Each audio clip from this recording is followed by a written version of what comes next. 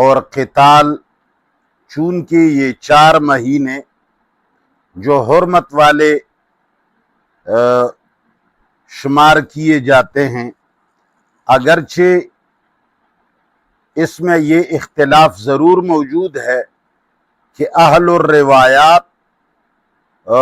جن 4 مہینوں کو حرمت والے کہتے ہیں، اہل قرآن ان مہینوں کو حرمت والے نہیں سمجھتے، بلکہ وہ رمضان المبارک کو بھی حرمت کی مہینوں میں شمار کرتے ہیں۔ تو اللہ تعالی نے فرمایا کہ تمہاری اوپر ان 4 مہینوں کے حرمت کی وجہ سے جنگ کرنا اور کسی کو پکڑنا اور قتال کرنا ممنوع ہے۔ پہلی تو یہ بات مسلمان سمجھ لیں کہ یہ حرمت والے مہینوں کے اندر اسلامی ایک ضابطہ ہوتا تھا، جس طرح کہ قبائل کے اندر ایک ضابطہ ہوتا ہے جس کو قومزنہ کہتے ہیں پٹھانوں کے ہاں، یعنی قوم نے ایک عہد کیا ہوتا ہے کہ فلان دن میں کسی کو حق حاصل نہیں کہ وہ اپنے دشمن کو ہاتھ لگائے، اور ایک ہوتا ہے اقوام کے اندر اسلام کا معاہدہ جس کو اسلام زنہ کہتے ہیں، یعنی اسلام کی روح سے قوم نے یہ عہد کیا ہوا ہوتا ہے کہ جمعے کا دن چونکہ عبادت کا دن ہے،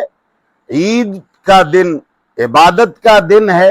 لوگ اس میں نماز پڑھنے کے لیے نکلتے ہیں، لہذا کسی کو حق حاصل نہیں ہوگا کہ وہ اپنے دشمن کو ہاتھ لگا دے۔ تو اسی طرح اللہ تعالی نے مسلمانوں پر سال میں ایک مرتبہ جو یہ حج کا فریضہ قائم رکھا ہے اور عمرے کے اجتماعات کو فرض رکھا ہے، اس میں بھی مسلمانوں کے ساتھ زبردست دھوکہ ہوا ہے۔ مسلمانوں کی ہر عبادت سے اس کی جو روح ہے وہ نکالی گئی ہے، اور صرف کھوکھلی پرستش اور چند ذکر و اذکار کا مجموعہ رہنے دیا گیا۔ حج جو ہے یہ بین الاقوامی ایک کانفرنس کا نام ہے۔ جس طرح کفار اقوام متحدہ میں جمع ہو کر مسلمانوں کے خلاف معاہدے کرتے ہیں، مسلمانوں کے خلاف فیصلے کرتے ہیں، مسلمانوں کو مارنے کے لیے، ان کی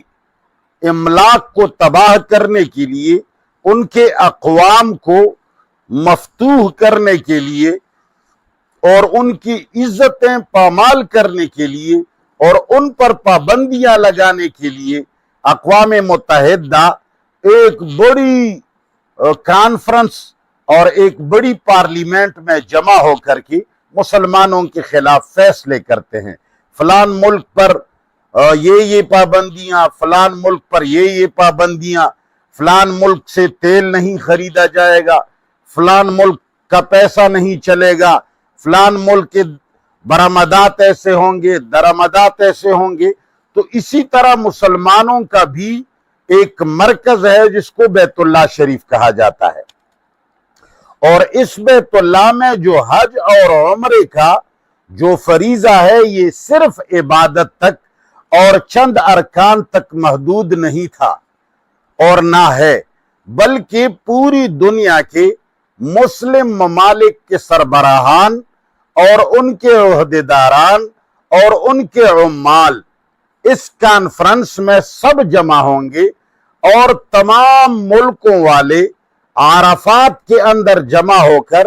بیت اللہ کے اندر جمع ہو کر وہاں یہ حج کے فرائض بھی ادا کریں گے، اکٹھا طواف بھی کریں گے، اور حجر اسود کا بوسہ بھی لیں گے، اور عرفات کا وقوف بھی کریں گے، اور صفا اور مروہ کے اندر سعی کا فریضہ بھی ادا کریں گے، اور شیطانوں کو یا جمرات کو کنکریاں بھی ماریں گے۔ اس سے انکار نہیں، मगर साथ साथ सारे आलम इस्लाम के मुक़्तदिर शख्सियात और सारे सरबराहान और उम्माल और बड़े ओहदों के लोग जमा होकर पूरी दुनिया के अहले इस्लाम इसमें रोजाना हर साल एक कॉन्फ्रेंस मुनाक़द करेंगे, जिसमें हर मुल्क वाला अपना बयान और अपनी पिछले साल की कारगुजारी पेश करेंगे कि भाई इस्लाम के मुतालिक हमारे इलाकों में अब तक किया हुआ और किया हो रहा है, और दुनिया इस्लाम को आगाह करने के लिए अपने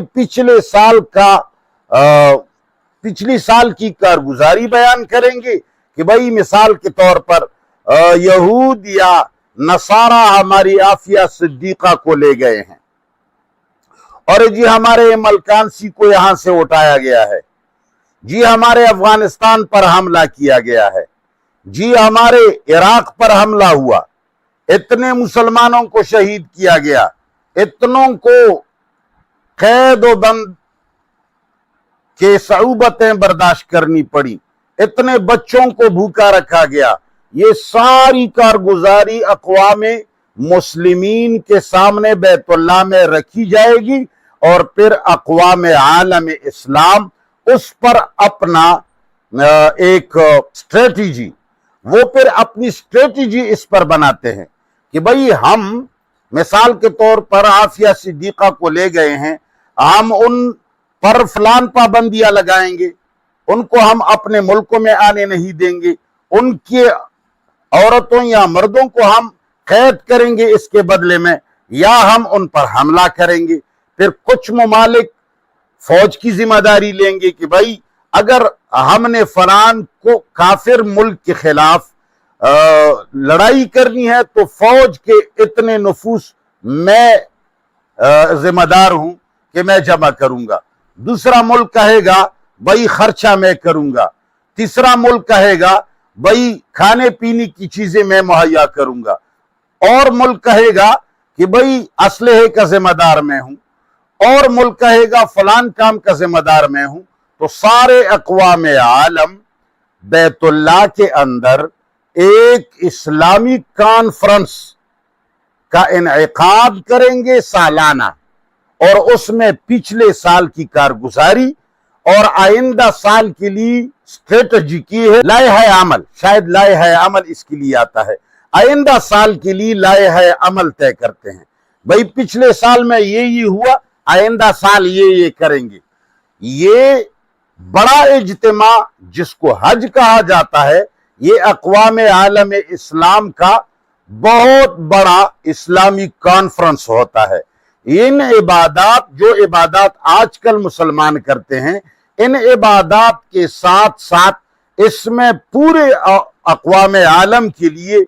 मुत्तहिद होकर एक लाए अमल तय करेंगे, एजेंडा तय करेंगे। और उम्रे के जो हैं ये छोटे छोटे इज्तिमाआत हैं कि अगर साल के बीच